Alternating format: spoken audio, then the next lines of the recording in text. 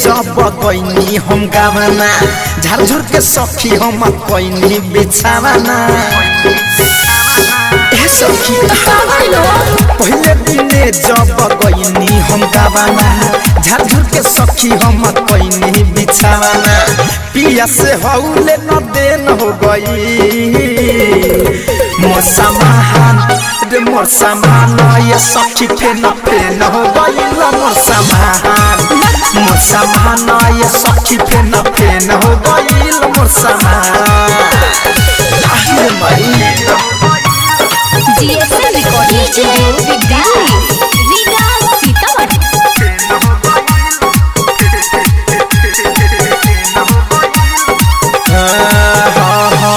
तो हम फूल साए साए हो अच्छा भीतर जब लागल जाए हो सचो में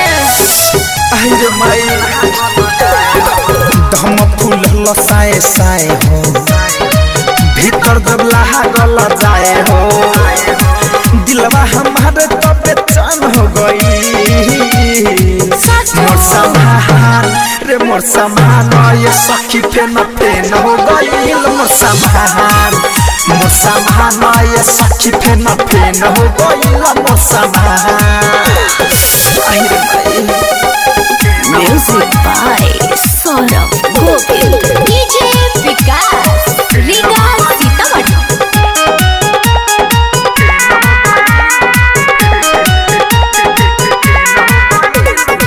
चोली के हुक जब खुलल हो ब्रिटिश बिहारी पिया झूलल हो हम का कहिए सखी चोली के हुक जब खुलल हो पवन पाठक पिया झूलल हो धड़कन धनंजय अगेन हो गई मोर सामान ये सखी फेन हो गई मोर सामान ये सखी फेन हो गई मोर सामान पहले दिने जब गईनी हम गावना झारझुर के सखी हम कोइनी बिछावना पिया से हौले न देन हो गई मोर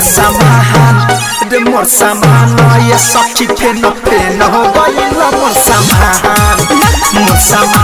ये सखी फेन हो गई मोर सामान। आरसीएम म्यूजिक न्यू ऐप अभी डाउनलोड कीजिए हमारे गूगल प्ले स्टोर से और पाए भोजपुरी लोकगीतों का एक से बढ़कर एक ऑडियो वीडियो सॉन्ग बिल्कुल मुफ्त।